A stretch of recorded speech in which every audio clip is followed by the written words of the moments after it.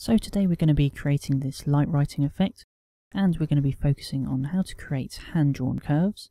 We'll also be looking at how to animate curves to draw and erase themselves, and then we'll be bringing it all together in the compositor. So the first thing I'd like to do is really explain the concept of light writing, and it's basically a photography technique, and it's also used in time lapses. And it's where the camera that is used has a very slow shutter speed, and so when light is drawn across the frame, it kind of leaves a trail of light in the image. So you can see here I've got my text, and I also have a camera set up.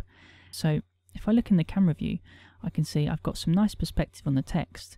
But one thing I want to do is set it up so that the camera is looking directly along the y-axis, but still has this same angle on the text. And this isn't something you have to do, it's just something I like to do. I don't really like to work at an angle, and I think it'll make it a bit easier for some of the stuff we're going to do. So I'm going to quickly shift select this camera, press Ctrl P, and we want to parent with object and keep transform. And then selecting the camera, we're going to clear out its transforms. And then actually put back in 90 on the X. Move it back a bit, and you can see our camera is dead on, but we've still got the same angle on the text. Now, we're going to create outlines from this, and some of you may be thinking, well, we can simply convert this text. If I just go up to the top, and we can say mesh from curve. And while this would create an outline, it wouldn't create an outline of all the lines. It would create a very basic outline, but it wouldn't include any of these lines, and it also wouldn't include the thickness of the text. So we're going to do it a slightly different way. And another benefit of the way we're going to do it is that the idea of light writing is that someone is using a light and they're drawing in the air and they're creating a picture. So it'd be really good if we could have this hand drawn, because it'll seem far more natural and actually look like it's being drawn. If we just use curves, then it's going to look very straight and regular and not going to really look like it's been written. So the technique we're going to use is the grease pencil, and if you haven't used it before, it basically allows us to draw in the view in Blender. And to enable it, I'm just going to press D, and you can see we can start drawing around. So I'm holding down D, and I'm actually going to turn off the screencast because that seems to be going a bit strange. So like I said, we can press D and draw around. So I'm actually going to just delete what we had there. And what I'm going to try and do in one continuous stroke, I'm going to try and outline all of the text. Now, you may find that if you're using a lot of text, you would want to do it per letter. But for this, I'm only using, a letter and a number. I'm going to try and do it all in one. So again, just holding down D, I'm going to draw around. And it really doesn't matter if we're not that accurate, because it's just going to make it look more handwritten. And you can also see that I'm going back over the lines if I don't get it the first time.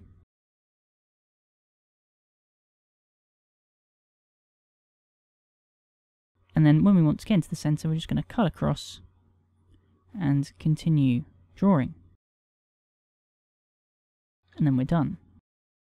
And if I just move around in the 3D view, you can now see we've got this floating drawing of what we've just done. But the question is, how are we going to convert this to curves? Well, that's very simple, because we've already got a convert option in the grease pencil panel.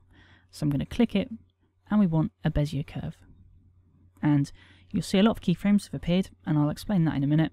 But what we're going to do now, just hide that curve, and you can see that when I select a different object, this outline disappears. And this is our original drawing that we just did. It's not the actual curve which I've hidden. And we select a camera, or any other object, and it disappears. And that's because it's linked to this object. And it's only when we select this object that we're going to be able to see it. So I'm just going to delete that drawing, and I'm going to do the same thing again, and that's because we need two different curves, because later on we're going to use these curves in a way that we're going to repeat the animation. And if we just had one curve, it wouldn't look that interesting, but just by having two, it gives a bit more randomness. So just like before, in one continuous line, I'm going to draw with grease pencil.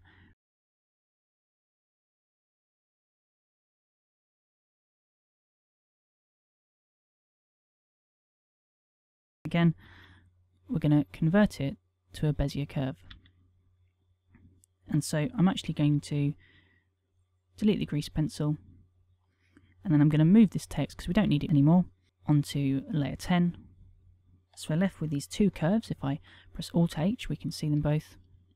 And like I said, we've got a lot of keyframes here. And what this has actually done, it's recorded the speed at which we drew. So what we could do, if we go over to the curve properties, we can see the evaluation time is this property that's been animated. And if we were to use a follow path constraint and put maybe a sphere on this curve, it would actually move around at the same speed we wrote it, which is quite cool. But it's not what we're going to use. So I'm going to right click and clear keyframes. And that just removes all the keyframes that were there, because we don't need them. I'll now select our other object and clear keyframes again. What we're then going to do is bevel these curves. We're just going to add a separate curve, a circle. I'll then tab into edit mode, select every point, and we're just going to scale it down a bit. And then I'm going to hide one of these curves, just so we're working on one to begin with. And under bevel object, we're going to choose Bezier Circle. But what it's done is basically extrude to this circle all along our curve. And I'm just going to go into edit mode on this circle and scale it down to get it slightly thinner. You can also see is that this curve is quite jagged. So selecting all our points, I'm going to press W and then smooth. And it's already got a lot better, but I'm going to do this a couple of times just to smooth everything out. And we've still got the randomness of doing it by hand, but we've just made it a lot smoother. I'm then going to space and just type in shade smooth. And then I'm also going to reduce the resolution of the curve to 2. And you can see it gets rid of some of the bad edges we were getting, and it also reduces the number of vertices, which will at the end help the render times a bit. We can also reduce the resolution on this circle, and if we just reduce that down, you can see our curve starts to get a bit simpler. And again, it reduces the number of vertices, so it's worth doing if you want to optimize your scene. And we've now got our finished curve. And so what I'm going to do is press Alt-H and hide the curve we just worked on. And we're going to do the same to this curve. So now that we've finished working on our curves, we can actually start to animate them. You may be thinking, well, how are we going to turn this into a trail? And the closest way is by animating the start and end bevel factors. And if I just reduce this, you can see it basically undoes the curve, or undraws it almost. And so if we have this going forward, and then we start to increase the start bevel factor, we kind of get a fading effect, because it's kind of drawing itself and then it's disappearing. Now we're going to enhance this effect a bit later. But the first thing we want to do is reduce these both to 0 and make sure we're on frame 1. And then I'm going to press I over both of them to insert keyframes. I'm then going to go to frame 100 and set the end bevel factor to be 1, so it's completely drawn. I'm then going to go back to frame 45 and set the start bevel factor to be 0, so I'm inserting another keyframe, even though the value hasn't changed. And then I'm going to go to frame 105 and set the start bevel factor to 1, and I'll also put another keyframe in there just to make them equal. If we scroll through, we can see it gets drawn, the end starts to undraw itself, and then by the end it's completely gone. So it kind of gives the impression that the light is fading out, or it will do later. Now to get this motion to repeat, we're going to use the dope sheet editor. And you may think that we should be able to use the graph editor and the cycles modifier to repeat the motion, but we want to repeat it and have it going slightly faster each time. I'm first going to select these last two keyframes, press Shift D and move them along a bit, doesn't really matter how long, and that's just so that there's a bit of a constant value in between there. And then what I'm going to do is select everything and press Shift D, and I'm going to move them along, but I want to move them so that these frames are one frame after the end, and you can see it's snapping. And if I go back into the 3D view, we can see it grows once, and then it grows again. And so I'm just going to repeat this a couple more times, just duplicating these keyframes so we get a repeated motion.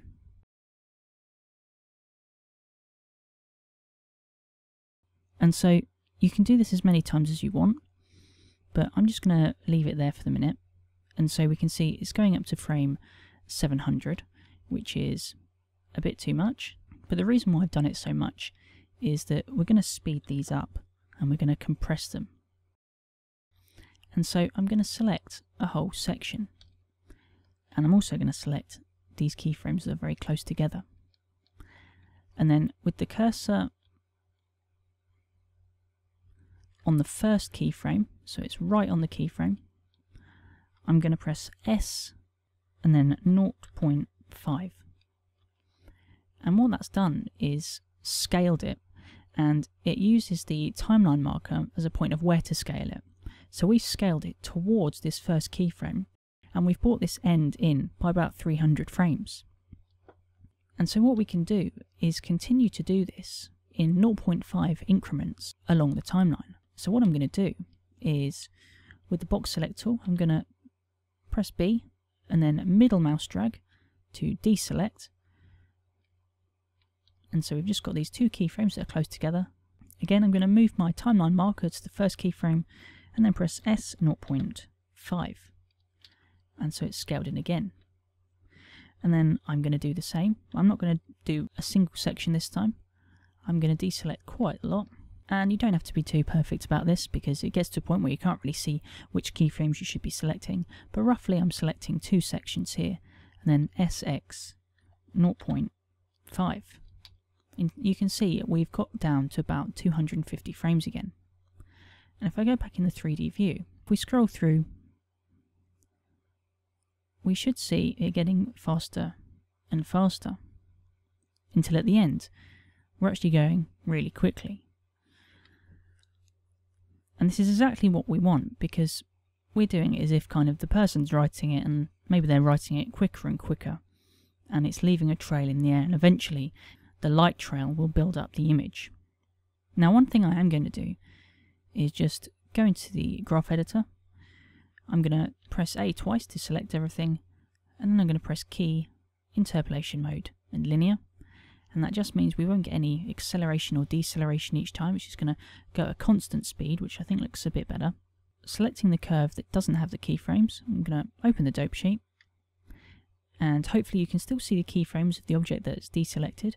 If you don't, you may want to uncheck this icon, because if you have this selected, it will only show what's selected. So we've got that unchecked, so we can see the curve that we haven't selected, which already has the keyframes. I'm going to go back to frame 1, which is back here, and we're going to use this little button here, which copies them up to the clipboard. Now, we have to know where we want to paste them, and currently, although we know the object we want to paste, it doesn't know which channels to paste them onto. So I'm going to press I and I again, and you can now see we've got our second curve is now appearing in the dope sheet editor, because we've now added these keyframes. And on frame 1, just selecting these two channels with Shift, we're then going to paste them on. And so you can see we've pasted on the keyframes. And I'm then going to drag the view up and change this to 3D so we can see both at the same time. And this of course will mean that both curves are starting and ending at the same time.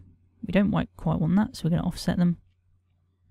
So just selecting the first keyframe, I'm going to press L, and that selects every other keyframe in its row. I'm then going to shift select the other keyframe and press L again. So now we've got all the keyframes on our second curve selected.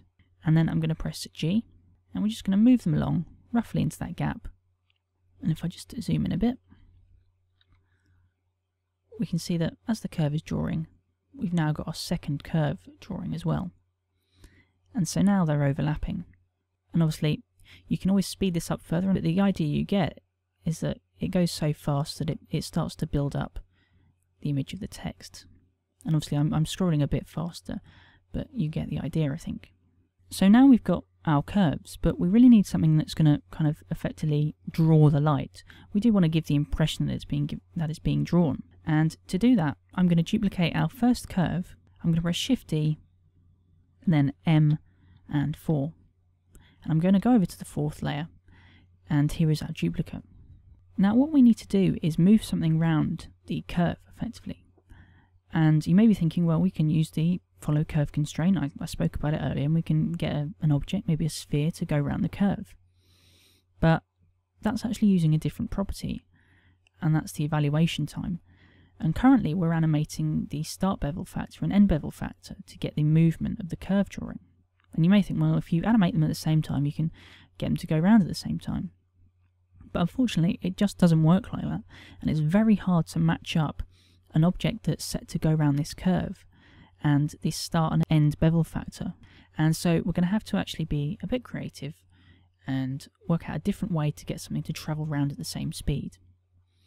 And to do that, we're actually going to use our start and end bevel factors. Effectively at the minute, we've got it being drawn, and then very slowly the curve is disappearing. But if we got it to draw around the curve and then very quickly disappear, we might get the effect we're looking for. That might not sound that clear, but you'll hopefully see what we're going to do. I'm going to delete our start keyframes. So I'm just going to right click and do clear. So now all we're left with is the end bevel factor keyframes.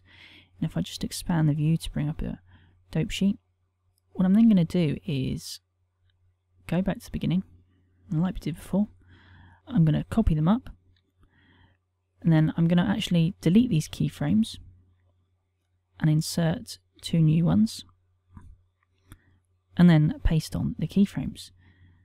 Now the reason why I deleted them is that I sometimes found that the process of having to paste onto it sometimes causes a bit of difference in the keyframes, and we will need them to be exactly the same.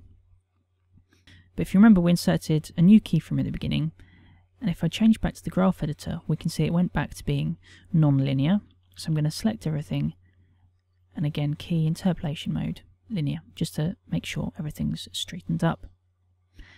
Now if I then move along the timeline, we can't see anything, and that's because if the start bevel factor and the end bevel factor are the same, we're effectively saying we want to see a 0 section of curve, because there's no difference between those numbers. And what we can do is, again, selecting this row with L, if we move these keyframes along and create an offset, we can start to see some of the curve appear. But we only want to see a very small amount of curve, so I'm going to cancel that operation, and I'm going to turn off snapping, because we need to move such a small distance that we're going to be moving these keyframes in between the frames. So if I then press G, we can move these a very small distance and create a very small section of curve, and you can see it just here. And if I move along, we can see it mostly works. It does have a few problems at some points. That won't really matter later on because it'll just add to the randomness. But what we are seeing is that it's getting really big towards the end, and I just found that when you speed it up, it gets less accurate and distance between these two numbers increases. So we're going to move them back to even smaller distance. It does of course mean that at the beginning of the animation it's going to be very small, but that doesn't matter too much. And if we bring back layer 1, we can see that this object is sitting at the very end of our curve. And as I scroll through, it's sitting at the tip of this curve the whole way through. And this is going to be our light object. What I'm then going to do is exactly the same, except for the other curve. So, just on layer 1, I'm going to press Alt-H, I'm going to hide this, duplicate this curve to layer 4, I'm going to hide our other object that we've just done, and I'm going to repeat the process. So that means deleting our start keyframes, and copy them, I'm going to delete these keyframes, 2 new ones in, and then paste, interpolation mode, linear, and then we're going to start offsetting. So now we've got a really small section, and fine tune it, and bringing back layer 1. Well, I think at some point we've perhaps pasted at the wrong time or something, So these keyframes are slightly out of sync, but that doesn't matter. We can select this object, turn on this cursor icon so we're only seeing keyframes for the selected object, and we can slide all of these keyframes to the correct position, which is about here. And again, we'll zoom in so we can get more precise. So it's just sitting at the end there. And as we scroll through, we can see it's now properly sitting at the end. So we've now created our objects that are going to draw the light, but they're not quite looking like spheres yet, and we can fix that a bit more. So I'm going to add a curve Bezier, and I'm going to create a kind of squarish half circle. And I'm going to select these 2 points and press W, subdivide, and then scale this out. So, like I said, squarish half circle, and this is called Bezier Curve. We're going to remember that name. And selecting our little end object, I'm going to go over to the Taper Object option, and I'm going to choose our Bezier Curve. And you can see it's not quite done what we want, it's just made it a bit bigger at the minute. Well, the first thing I'm going to do is fill caps. So now we're at least seeing a solid object. And then I'm going to click Map Taper. Now, it's still not quite right, but I'm going to move into a slightly different part of the timeline so we can fine tune it. So what we can see is that we are getting at least a different shape.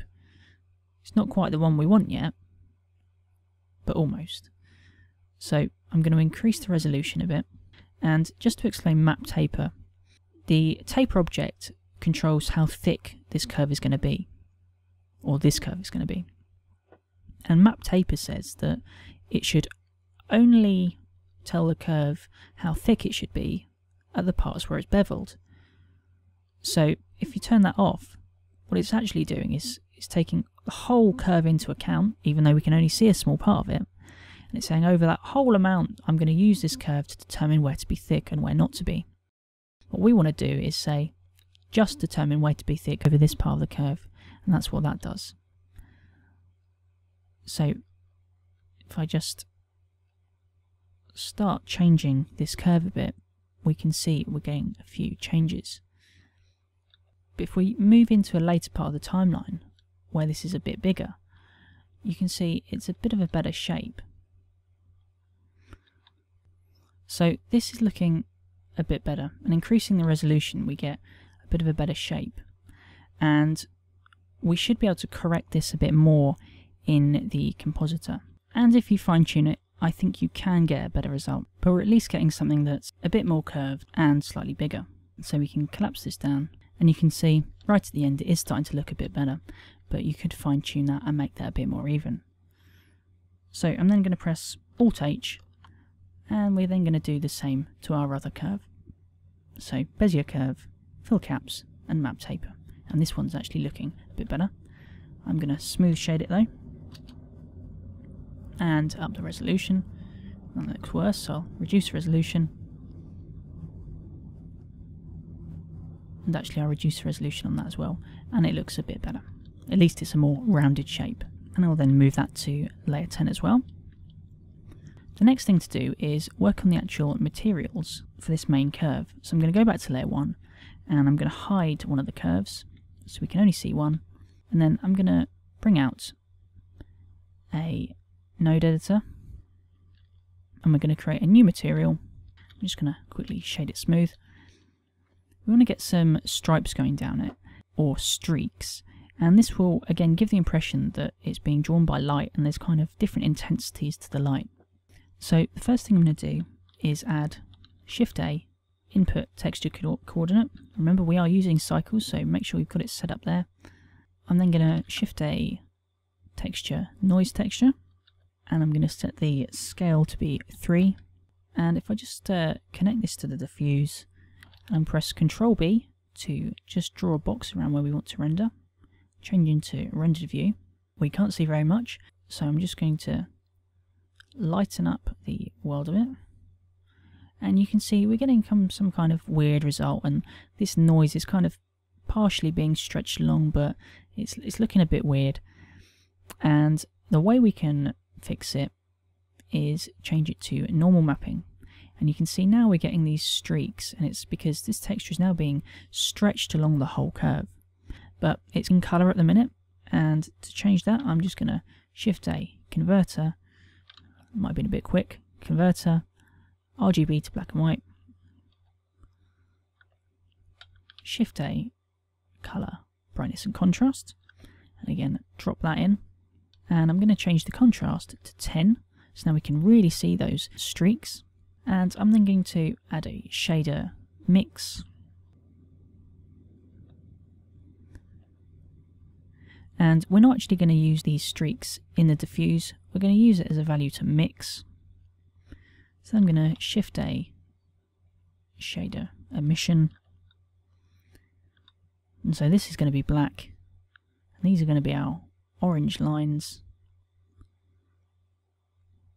and so there we go. And we can now turn this world back to black, and that's what it's going to stay as for later. I'm going to turn this emission up to something stronger. So the next thing I can do is changing back into solid view. I'm going to Control Alt B to clear that box away, and then Alt H to bring back the other curve. And we want to make sure it's using that same material. And then we're going to give those two light balls a material. And all we're going to give them is a simple white diffuse, and that's basically because we're only going to be using the alpha for these. We're not actually going to be worrying about what they look like in a colour sense. Back to layer 1, I'm going to close this down for a second. We are then going to duplicate this curve one more time, so Shift D, and then I'm going to move it to layer 2, and then I'm going to remove the keyframes completely and make sure it's fully displayed. And what this is going to do is give the effect of a faded text. So this is going to be altered in the compositor, so it's a lot fainter than the other pieces of text. But this object needs a slightly different material, so I'm going to just click the number 3, so it's split this material off and it's now got separate settings. And what we're going to be doing is fading this text in when it's needed. And so after the other curves have built up a bit, this is going to fade in as if it's leaving a permanent trail on the image. And you'll see what I mean when we get into the compositing. But for the minute, we're going to go back to layer 1, and we're going to scroll through to a point when kind of our curves have done one circuit of the text. So might as well make it frame 100. We're going to go back to layer 2, make sure we've got this object selected, and we're going to go into the node editor for the material. And we're going to animate the strength of the emission. So just with the cursor over the top, I'm going to press I, so we put a keyframe in, but we actually want this to be 0, so I'll put it in again. And then we're going to move maybe 20 frames forward, and we're going to put it up to what it was, which was 4, and we'll put another keyframe in. And so what this is going to do is fade in as the other curves are going round. Now, one other thing we might want to do is, if I just bring down the outliner, seeing as this isn't going to be visible until frame 100, we shouldn't really be rendering it, because really it's a waste of rendering time, because each of these curves take a bit more time to render. So what I'm going to do is animate the render visibility and the viewport visibility. So on the frame that we're starting to fade in, it should be visible. So I'll just put a keyframe over the viewport visibility and the render visibility, and then we'll go back one frame to the point before it's animating on, and we'll turn these off and put a keyframe in. So for 100 frames it's not being rendered, and only when it's needed on frame 100 it will appear and then start to fade in. The next thing we're going to do is set up our render layers, and this is one of the last things we're going to do, apart from a bit of optimization, before we start the compositing. And on the render tab, down to layers, I'm going to rename this main, because this is going to be our main layer, and this is going to be layer 1. We're not going to render the environment in this, and the number of samples that layer 1 has, which are our main curves, is going to be 25. And so what I'm doing here is, instead of setting the number of samples up here, which is it's set to render 10, I'm setting a custom amount of samples per render layer. And this is a really good way to optimize your render, because not everything in the render is going to need the full amount of samples. So I'll then click plus, and this is going to be called faded, because this is going to be the curves that we just made that are going to fade in. So this is going to be layer 2, and again this is going to be 25 samples, and we're not going to need the environment. Our third render layer is going to be background, and this is going to be on layer 3. And just to show you what I've got on layer 3, it's this background I've already made, and it's really just a plane which has been extruded up. I put a few loop cuts in, and then we've got a subsurf modifier. And this doesn't have any material, and all that's going to happen is that the lights from the curves is going to light it up a bit. And this isn't going to use the environment either, and it's only going to have 5 samples. And our last render layer is going to be lights, and this is going to be the layer that has our lights on, which are effectively going to be drawing our curves. So this is layer 4. We are going to use the environment in this one, but we're only going to have 1 sample. And you may think, well, how are we going to get away with just doing 1 sample? But if you remember, we only gave them a very simple diffuse material, and that's because we're going to be using the alpha channel, which is partly why we need the use environment on. And that's our render layers set up. But to make sure we can get the alpha channel working correctly, we're going to enable transparent under the film panel. And then we're going to change this to sky, but I think that's the default anyway, so if it's already set to sky, you can just leave it like that. And so one more thing before we get onto the rendering is to just alter our light paths properties just to optimize it. I'm going to turn down the transparency to 2 and 2. I'm going to turn off shadows because we don't need them, and we don't need any caustics. I'm then going to turn our bounces down to 4 and 2. And then I'm going to put all these samples down to 32. And just to explain why I'm putting them down to these specific values, when I was rendering this, I basically took these values down and down. And so if I put them any lower than this, we'd start to see a real reduction in the quality of the render. But at the minute, these values make the render quicker, but don't really lose us any quality. And so what we need to do is enable all our layers. So I'm going to press 1 and holding down Shift, 2, 3 and 4. And now we're ready to give that a render. So now that that's finished, we can go over to the compositor. So just bring up the node editor, and we want to change over to compositing, and we want to use nodes, and we will enable the backdrop. I'll then Shift A and output a viewer node and connect that up. So now we can see the first layer in our render, and if you want to see the transparency, you can just turn on this little button here. But at the minute, I'm going to stay on solid, and I'm just moving the background by holding down Alt and middle mouse button. So we've got our first layer, and the first thing we're going to do is add a bit of a glow and a bit of a blur. So I'm going to press Alt-V to zoom in so we can see what's going on. And so I'm going to do Shift-A, Color Mix, and drop that in. And we're going to change it to Add. Then I'm going to add a Filter Blur, and that can be plugged in to the bottom slot. And then a Shift-A, Color, Hue and Saturation node. I'll drop that in. And what we're going to do is on this blur, set it to relative so that it will stay the same size when we render at full resolution. And we're going to set this to 1 and 1. And so you can start to see that we're overlaying a blurred version of the curve on top of the non-blurred version. And I'm just going to reduce this a bit. And I'm then going to reduce the saturation a bit on the unblurred version, just so the blur is a slightly different colour. Maybe that's a bit too much. And I'll collapse this down just to save a bit of space. And we can then add in our next render layer. So I'm going to duplicate our render layer and change it to faded. We're going to duplicate this add node, but set it up to 1 for the minute and plug in our render layer. And I am actually going to turn this down. And what we can see, this is kind of giving this faint outline as if the trails have gone round and they're leaving this permanent image of the text imprinted onto the image. So I am then going to duplicate this blur, but just reduce it to 0.4 and 0.4, just soften some of the edges a bit.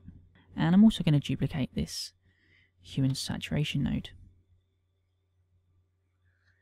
and just reduce the colour a bit more. And then we can add in our third render layer.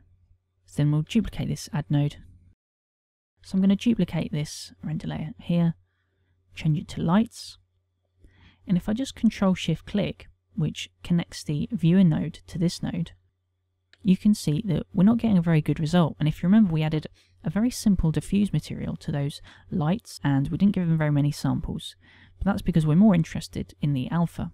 So if I Control-Shift-Click again, we can see that the viewer node is now connecting to the alpha channel, and it looks a lot better. And so for the minute, we're going to be working directly on this node and not connected to the rest of the node tree.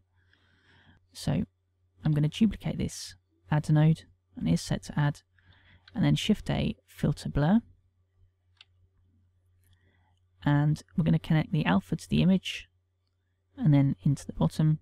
We're going to set it to relative, and this blur is going to be 1 and 1.5. And we're using slightly different blur sizes so that it corrects some of the flatness, and so the blur actually looks a bit more spherical, and that's because of the different size blurs. I'm then going to duplicate this add node again, but this time I'm going to change it to multiply, and I'm going to plug the image into the bottom. And so now what will happen, if you look at the colour, when we change the colour in here, it will change the colour of the lights. And so we're just going to correct them from that white colour to match the rest of the curves. One more thing I'm going to do is, just because you may not be able to see it at this resolution, but the original alpha is looking a bit jagged, and so I am going to very slightly blur that as well, but with a far smaller blur of 0.2 and 0.2. So now we can connect it back up to the rest of the node tree. So we're going to plug it into the bottom of that add node, and then back up to the viewer, and we can just about see them appearing there. And what I'm actually going to do is put this above 1 to 2, so it's increasing the amount of light it's adding. And I may want to just change that colour a bit because it's looking a bit orange compared to the rest of the curves. So that matches a bit better now. And the next thing we can do is add in our last render layer, which is our background. So again, duplicating this add node, changing it back to 1 though, and then duplicating this render layer, same as we did before, change it to background, plug the image in, and our background is now appearing. Of course, it's very grainy, and we could correct that by doing an intelligent blur with the bilateral blur node, but we're actually going to do a far cheaper and I think a far quicker way. We're just going to blur the whole thing with a filter blur node. So I'm going to set it to relative, and then 5 and 5, and everything is blurred out, and really it's got rid of all the noise. And obviously this isn't going to work for all situations, but for something like this it really does work. I'm then going to add in a colour, brightness and contrast node, and I'm going to set the brightness to -1, and it gives a slightly richer colour to the light. But what I'm then going to do is up the amount that it's being added to 2, and it just increases it. And there is something you might notice when you're rendering it, and that's when what we're doing is getting this curve to appear at frame 100.